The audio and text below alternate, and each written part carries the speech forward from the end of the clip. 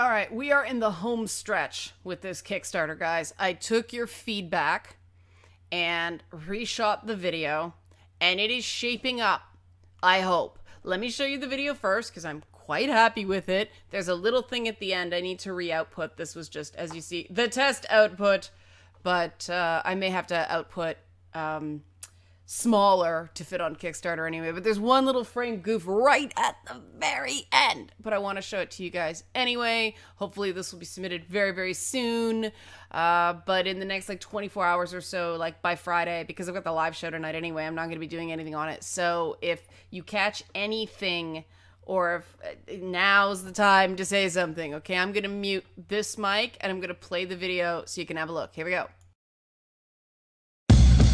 Is the rebooted Lara Croft really more female-friendly? Where's the line between sexist moments in a video game and a completely sexist game? How important is a female playable character? What's healthy sexuality and what's sexually objectifying? These questions end friendships, destroy gaming groups, and make people avoid these topics completely for fear of getting labeled problematic. Problematic, of course, can be code for unspeakably evil. But what if these discussions could be low stress and you didn't get judged for having a different opinion? A series about a fun hobby should reflect that fun. It's time for us to have an open-minded discussion about women in video games that isn't driven by shocking headlines that treat women like perpetual victims. I'm Leanna Kersner, and I've been a gamer since I was 3. I played Pac-Man in the arcade when I was so little I called it Baka Baka. I owned an Atari. Yeah, owned it. Those things, you know, the square with the button and the joystick that look like some other kind of joystick. Yeah, I'm talking about being a gamer because I'm tired of the stereotypes gamers face when it comes to gender. I don't believe that gamers hate women or want to harass us out of gaming. I do think there's some stuff that we could all understand better. You may have seen my last YouTube series, A Gamer's Guide to Feminism. It sampled the history and theories of feminism in the language of gamers. And guess what? Gamers loved it, proving the stereotypes false. So this is my new series, Lady Bits. Ta-da! A look at the female characters in video games, the real-life women who make video games, and the women who play video games, presented through a series of questions. I'll give you the facts and the opinions and let you decide on your own answers. You make the critical choice, just like in a video game. The first 6 questions I'll be looking at are: is the Lara Croft reboot truly more feminist? Yeah, her boobs are smaller, but what about the rest of it? Where's the line between sexist moments in a video game and a completely sexist game? It's easy to point out sexist moments, but since video games are about choice, do those moments actually reflect the overall tone of a game? And is making a game actively pro-women a form of benevolent sexism? Should game developers even care about complaints of sexism?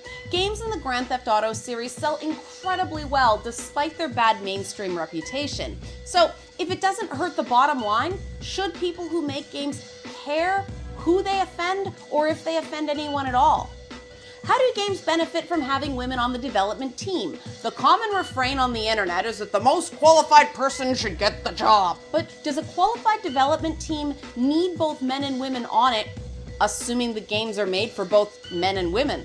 How important is a female playable character? Counting female playable characters is generally seen as a way to judge the treatment of women in video games, but how important is the playable character at all in the context of a game? Are other characters sometimes more important to the game's tone and message? What's healthy sexuality and what's sexually objectifying? This is something of an I know it when I see it obscenity test. So is there a definable line between sexy and sexually objectifying? I know, this outfit may test that line. Tough questions, right? That's why they're worth asking. And because I want backers to feel like they're getting value, backers of $50 or more will get access to a special bonus episode looking at how we make video games more accessible to everyone, as opposed to just more politicized. And if enough additional money comes in, I'll also be looking at 6 more questions. These questions don't come with easy answers, even if previous attempts to look at them imply they do. And there are even more episodes planned if we manage to hit another stretch goal. And it's very possible to meet these goals if you embrace the idea that you can help make the dialogue about women in video games more positive. This is how it works. If every regular viewer of my YouTube videos gives just $25, this thing is funded. And if everyone who's watched one of my Gamer's Guide to Feminism videos gives $25, you're gonna see lots of lady bits. Wait, I think that came out wrong. Or did it? Cabbage Patch Face! And please share this Kickstarter on social media. You'll never know who will be interested in getting involved. We're still looking for guests and some donated things as well, so share. Right, Momo? Right? People are gonna give us money. Yeah, you don't know what that is, but it turns into cat food. Share. Fuzzy dancer, dancing for money. I am a cat made of fluff. Have you shared yet? Alright. Why haven't you shared yet? Don't you know that sharing is caring? Care stare. Looks like Cabbage Patch Face again. Healing the wounds in gaming of the last few years isn't something I can do myself, but it is something we can do together. To symbolize this group effort, everyone who backs $10 or more will get their name or pseudonym put somewhere on the Lady Bit set. Okay, not this set, this is my living room. You can't put your name on my couch. So if you've ever wished there was some way you could make these sorts of gaming discussions less explosive, like your butt after bad Mexican food explosive, this is your chance to do that. Become a backer today. Don't wait until the end of this Kickstarter because you'll forget. I know, because I've done it. There are a limited number of early bird incentives to get you to back this now, and lots of access incentives so that you can be involved and have your say in the development process. Let's have some fun, talk instead of yell, and look at these questions through our common love of video games, because I know you love lady bits. And you can make that as dirty as you want as long as you give me money. Right, Momo? You want to play some video games? PlayStation, Xbox, right? Xbox controllers are Momo shaped. There we go. You see Momo disappears at the end. That's the thing I have to fix. But that's the video. Now, moving on to the Kickstarter, I have to switch. Oh no, switch. Okay, there we go. This is the actual page. I haven't uploaded the video yet, as you'll see. But you'll notice that there's a lot more pictures in the actual... I wish there was like a preview button. Oh, here's the preview button. Let's preview. Duh. All right, so here we are. Here we are. Why is this doubled? Well, thanks preview for nothing. Okay, so we got this.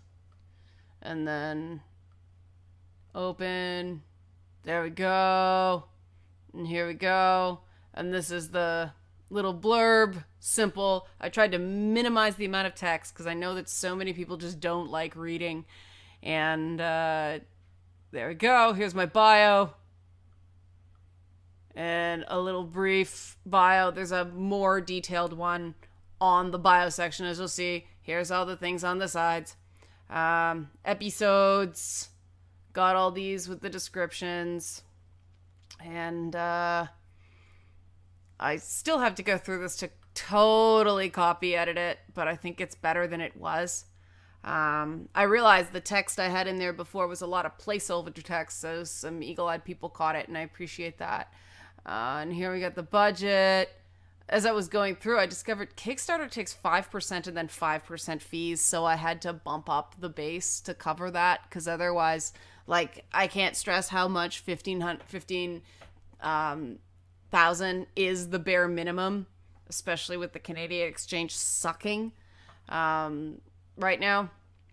But stretch goals, you saw that in the video, so I put that into brief description. This is all I don't know if I showed you guys the stretch goals and stuff like that, but this is all in here now. As you'll see, the additional episodes kick in at the $25,000 mark, just because cost amortization allows that.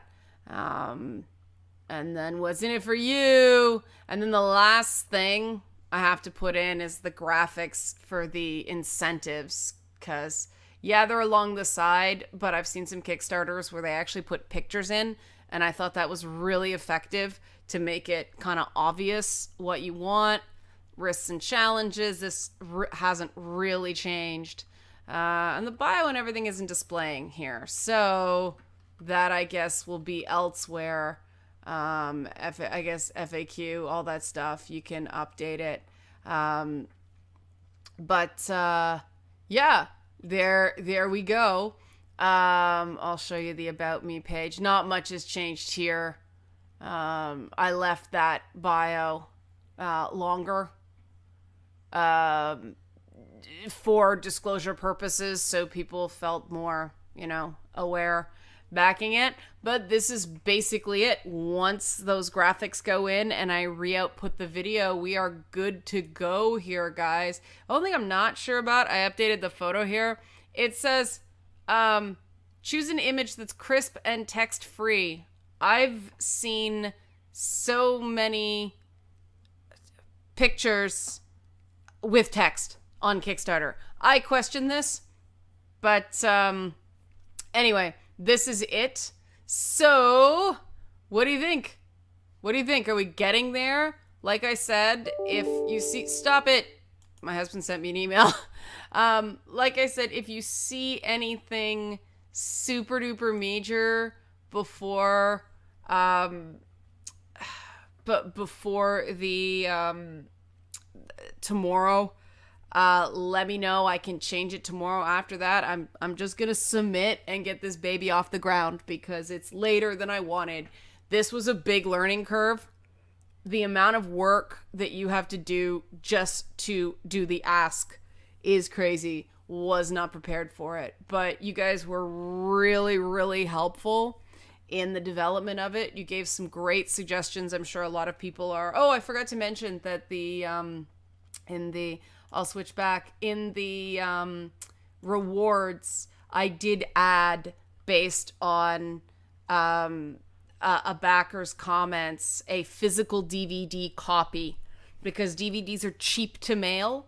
So there's no reason, like a DVD itself costs like $1 now. It's like $2 to mail it, even in Canada. So it's not so bad. So normally that's going to be at the $50 tier, but this, the early bird, you get it for $25 because, if that fills up, if everybody takes that, then, boom, funded, easy, good, right? Yeah. So, that I did add based on, Patreon feedback. So thank you for that. Thank you for speaking up. Also, the personalized video I added because people said, what if you don't have a project to do? So, yep, you get your own special Momo video. And you notice this is PG-rated content only. I don't remember if I mentioned this last time, but just in case. Anyways, and don't bust my balls about the number of tabs and the number of shit open. I have been doing this all day. So, that's it. Let me know, because we're almost done, I hope. Thanks. Looking forward to your feedback.